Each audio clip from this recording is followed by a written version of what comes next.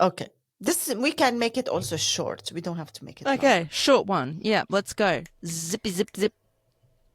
You have to ask now.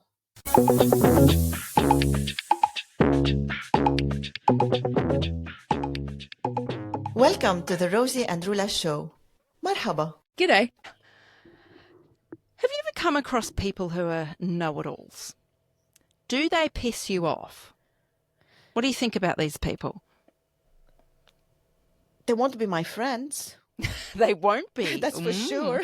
Why not? They annoy me Yeah, why? because there is the people who I know it all, they're not open for conversation. They don't want to hear others' opinion. They're not a good listener. They're like one-sided conversation. So why do I want them in my life? Totally agree. You're right. It really annoys me. It gets my back up straight away. And I know I've been talking so much about the van lately, but I've got an example. So, I've been repairing it and I have a rather annoying neighbour at the moment. I can't talk too loud because they're about 2 metres to the right of my van. I might have mentioned this in a recent episode, but I was working on the van, so I had the bonnet up. And he comes over and just announces to me, oh, that's not going to work. Oh, yeah, we talked about it. Yeah, you remember that? Because he's a know-it-all. And I was just inside, I'm like, shut the fuck up. Did I ask you if it was going to work? He just came over and felt the need to put on me his superiority, his knowledge. That's not going to work. Ugh, gross. He wasn't willing to listen to why I wanted to do it. Or if you share to someone maybe your travel plans or what you're going to study, anything. You share with them something, and it's a bit like our one-upper episode. They just want to one-up you. They have something to say, and they know better than you. And there's just no room for conversation.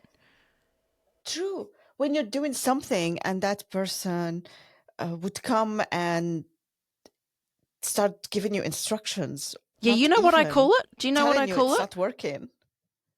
I call it unsolicited advice, and it is one of my biggest pet peeves. Don't come giving me advice if I didn't ask for it. I don't want it. I'm trying to remember an example of the I know it all. I really eliminated these people from my life that I don't have example anymore. But in the previous episode, we were talking a few episodes ago, we talked about friendship, and I said that I cut off a friend and I never gave an explanation. That friend was I know it all. Yes. The dynamic was in a way that whatever thing I have to say or opinion or experience, they just had to take it away from me and tell me everything they know. And sometimes telling me things that are not part of the conversation and I'm not interested in listening to, just to show me how much they know. It is annoying. Obviously, for example, if I say, oh, this movie is amazing, and then that person will tell me each scene, the name of the actors, their history, where they acted before. That's for me also a know-it-all.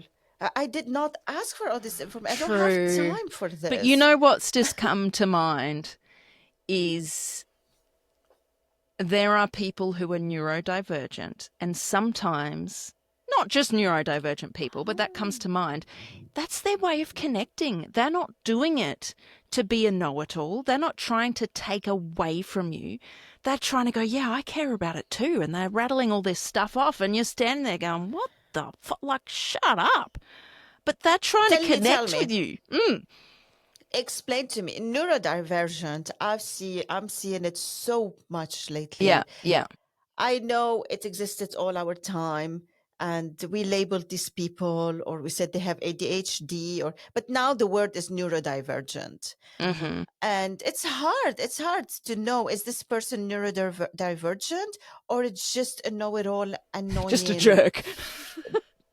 Yeah. Yeah. And I mean, it probably doesn't matter if they're neurodivergent or neurotypical.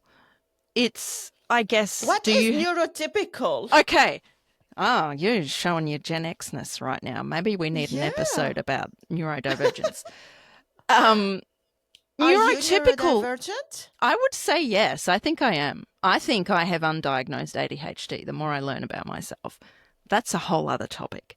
So, neurotypical means your brain development, the way your brain works, is typical. That's how most people function. Neurodivergent means you diverge from the norm. So, the way your brain has developed and how it functions is different to the so called norm. Now, the way we are raised in our families, the way we are taught in our schools, the way we're expected to work, all of that caters to the neurotypical person. Now, I don't know percentages of how many neurodivergent people there are, but I would hazard a guess that it's pretty high. So why is everything structured to one way of functioning? That just seems silly. And I feel like I'm going off on a tangent, but the reason I bring it up is I thought, oh, we're sounding very judgmental to these people who talk and go off on a tangent. So we have to be careful how we cast judgment. It doesn't mean we don't find it annoying, but I think it helps us to understand where it's coming from. Some people just don't want to listen. They don't care. From a neurotypical person, I think, my struggle with a neurodivergent person is that I don't know how to make them stop, because as a neurotypical, I cannot absorb all of this. It's too much, overstimulated. It's too much. And this is the difference, because we want to cut slack for neurodivergent, but who the fuck is cutting slack for neurotypical when they cannot handle that this much? Oh my God, this is spicy. Fuck. And I'm saying this because I encountered this very close relationship with someone I thought all my life it's a knew it all, I know it all person. It's a person in my family that I love and I never will let go. Until I realized, oh my God, no, this person is neurodivergent. But then after realizing this to myself, yes, my love for them grew and my empathy, because they cannot help it. They're not I know it all. They just cannot help it. But I still haven't found a way to put this distance a little bit when it's too much for me. Because I also want to tell you, and if you can't listen to what I have to say, then I'm not going to have a conversation anymore. I get it. And maybe that's about us learning how to have those conversations with the people we love. Like, hey, I love you, but I'm really struggling. I know you're passionate about this and you want to share it with me, but I actually am having trouble concentrating right now. And I don't know what the conversation looks like. I actually don't, but clearly I feel like I have to give something to the neurodivergent to snack or something to keep them busy sometimes and that leave works. me alone. Yeah. Leave you alone. Gosh, some of this to give language. Me a break, to give me give a you break. a break. You know? Oh my God. Interesting. We want to be inclusive so much that sometimes it feels that the extrovert is being attacked, the neurotypical is being attacked because they're not considerate for the introvert and the neurodivergent. And this conversation, it doesn't really happen because we're so scared to hurt each other. We're scared to talk about it. Yeah. And it's easy to get in an argument about it. Like, I could have got very defensive with some of the things you were saying, but actually, how often do you get to have these conversations? Like, you weren't being malicious in anything you said, neither was I.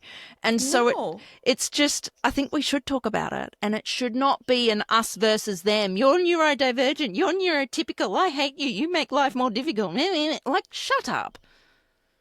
Can't we all just get along? Let's find a way to coexist. It's like equality, men and women.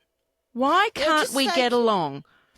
As I as a neurotypical have to understand why the neurodivergent is acting like an I know it all, the neurodivergent need to also practice and act, okay, so this neurotypical doesn't need to know all this information.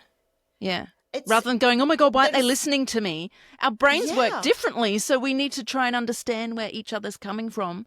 And what's really important, there's no right or wrong. no.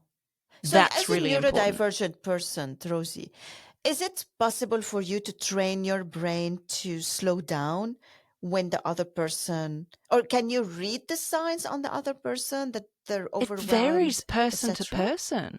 I'd like to think I'm pretty good at picking up on that, but for other people, it is really difficult. They can't read that and or see, oh my God, that person's overwhelmed. I need to just stop and give them some space. And so that can get them into trouble. But so I think I can read that. Maybe sometimes I can't. But then again, I think neurotypical people struggle with that too. Like it's not Absolutely. exclusive. Yeah, some people are just terrible at picking up on that. And now you opened my eyes on something. So the I know it all person, most probably they are neurodivergent and they have zero intention in hurting Well, I us don't know or, about you they're know, most and the others likely are, neurodivergent, but yeah, and the it's other possible. ones are probably jerks. So, Assholes. But I wonder where yeah. they learnt to behave like that. It's probably from childhood. And they're constantly feeling like they have to prove themselves to get love and attention. And isn't that sad? Yeah. And they have probably this, okay, a disclaimer, we're not psychotherapists or psychologists. We're You sure? just two normal people Very reflecting on opinionated people. interactions. Yeah. Yes. I'm not sure if we're normal anymore with all these conversations. It happens also that they really want to, their self-esteem requires them to I use this word very often in our conversations, to vomit their knowledge. So they feel they are self-confident, they're worthy. It's, yeah. Now And you that we know talk, what? it's not only jerks. This is true. Yeah. Maybe we just need to be a little more empathetic. But you know what? It still pisses me off. And it's a pretty good way to get me to tune out if you're going to be a know-it-all. And I'll come on my podcast with Roula and bitch about you. So look out. That's so dangerous. It is Anyway, remember, build your boundaries, learn to say no, and you will survive these kind of conversations. Well, I did figure it out completely, but...